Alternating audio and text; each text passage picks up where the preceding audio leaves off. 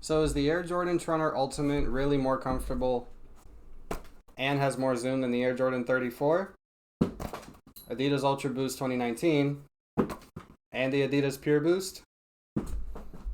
Hell yes.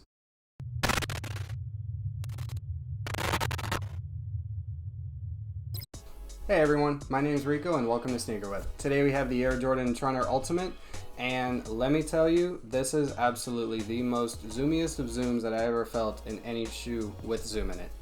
Starting off with the bottom of the shoe, we have modern traction, and that means it's just a shallow pattern with indented diamonds and lugs on it instead of just having indented tractions and really thick lugs like we had in the 90s. Those type of runner shoes, those days are long gone, it seems like, and this is the type of direction that Jordan and Nike are going with. The cushion is actually where all the tech really is. You have a full-length zoom bag with a 4-foot zoom airbag to add an additional stack height to the 4-foot section. And then the cushion setup, I couldn't find anywhere, at least for the foam part of this shoe. Nor Chris from Wear Testers or Drew or anybody else knows what this is at the moment. It could be injected Phylon, it could be zoom foam, or it could be some form of Cushlon. But at this moment, we just don't know. But either way, these are so damn comfortable. And I'm talking like all day at Disney comfortable. Run a 10K, you're fine. 5K, you're great. Now, what Trunner means in the Air Jordan Trunner is that this can also be used as a training shoe. Now, I haven't personally tested the training part yet. I've only done my morning runs, which is just a normal 2-mile run for me just to get my body warm in the morning. And then I shoot around and go play hoops, both in the morning and at nighttime. But really, the training aspect, I haven't really tested that. I'm sure I will over the course of 3 weeks of testing this shoe. And if you follow me on Instagram, you'll keep updated with that as well. Now, getting into the materials of this shoe, you have a mesh textile upper that is actually pretty breathable on the side here. The vents are nice and open. You are not restricted by anything really in this shoe. You have a midfoot lockdown in the nylon strands that are embedded into the middle of the shoe. But what's also going to be concerning in the support is the heel section back here, is that it doesn't have a internal heel counter nor an external one. What you get is just this tiny little fused piece in the back. Now, what is a good bonus about this is it has a little reflective piece, so when you go jogging in the early morning or late at night, cars will see that, or anybody with headlights, also at the toe as well. They are a little small, but they will reflect a good amount. But again, what's concerning is just the lack of this. Now, getting into more detail of the shoe, we're going to head to the Board of Shoe Science. And over at the Board of Shoe Science, we are looking at the traction pattern of the Air Jordan Trunner Ultimate. And what's concerning to me compared to a lot of running shoes is the 2mm depth on this one, because even on the Ultra Boost 2019, that has a 5mm depth on the traction lugs. And I really hope that this is a dense rubber so it doesn't wear out quickly, because I already started to see wear and tear after 100 miles in the Adidas Ultra Boost 2019. And getting into the material build, I will post a picture here just to show you guys a better image of it. And on the top is a mesh overlay upper. Like I mentioned, it's nice and breathable, light. You're not going to feel constricted, pinching or binding, or any blood loss with the material. And right under that is the first initial zoom bag, which is the full length part, which already is great in a shoe, but Jordan decided to put a second airbag right in the bottom. And then to help stabilize the shoe on either side, they put a X-frame cage on either side to help contain your lateral movements. And then on the bottom of that is the cushion on the bottom part of the shoe, which again, we don't know what the material is made out of, but it is very comfortable to ride on.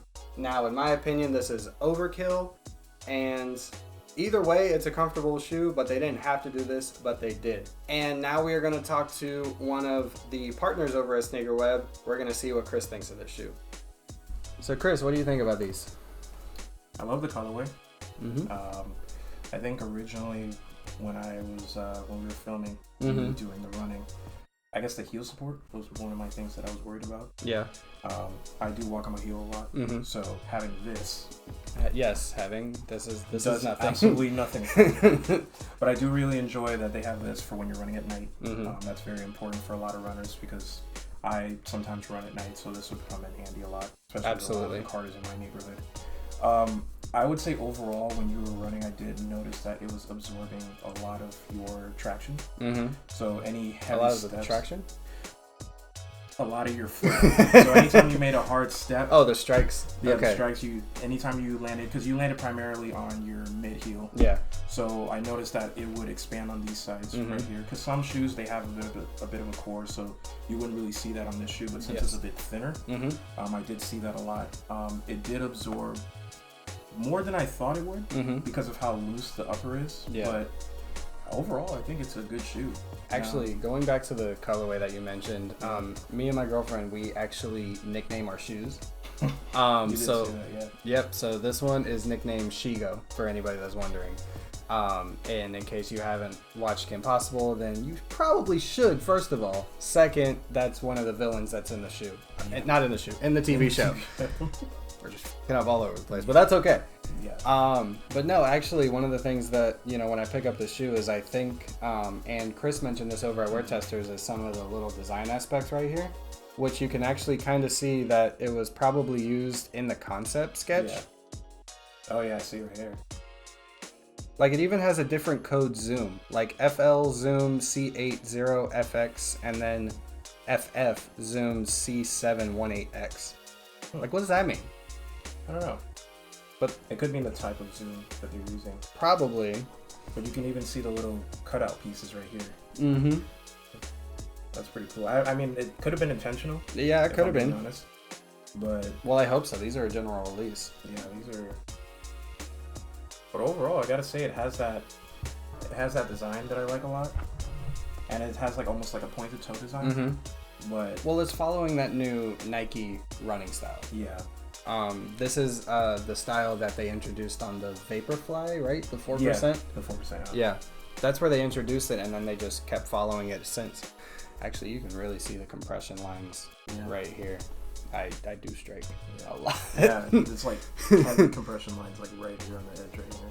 And you can actually tell it's this side because it's not here. It's like non-existent. I mean, there's a little bit right here. I mean, yeah, but it's not like compared to the inside where it's just like it's all ribbed out right here. But no, I'm excited to keep testing in these. You guys should see it within about 3 weeks, the performance reviews on these. Sadly, there won't be any basketball reviews for the time being. We are supposedly, at least in our area, getting the gyms open back up, but we'll see what happens. I miss the gym. I do miss the gym. So I think hooping in these would be... No, I'm not going to hoop. No. What about indoor hooping, though? I can indoor train in these, but I'm not gonna be doing. I mean, okay, I can do like light shoot around in these. That's what I meant. Yeah. But I'm not gonna be doing like heavy like drilling. Game well, not even like pickup games. I'm not gonna be doing like heavy drills, like crossovers and things like Especially with this ankle support. Fuck no, man. Oh man.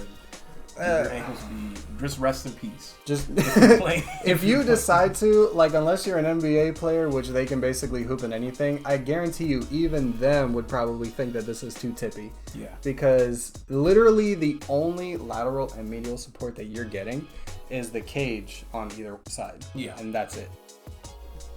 I'm not doing that. But I think these have as much ankle supports as some of the previous Currys that came out. And I know Curry, he's supposedly is big on ankle support. Yeah, but he also wears like braces that are like 3 times thicker than any normal person. So. Damn ankle support. But no, that kind of wraps things up for these. Again, I'm gonna keep running in these and see what I think about them 3 weeks later. Thank you, Chris, for coming on and giving your initial thoughts. No problem. And if you want to follow him on Instagram, it's it's CJ on Instagram. And that kind of wraps things up. Yeah. Make sure to hit that like and subscribe button if you guys like what you see, and swing by next time to see the performance review on these. All right. Later, guys. So is the Air Jordan Trunner Ultimate really more comfortable than Adidas Pure Boost? Has more zoom than the Air Jordan 34, and is way more comfortable than the Air Jordan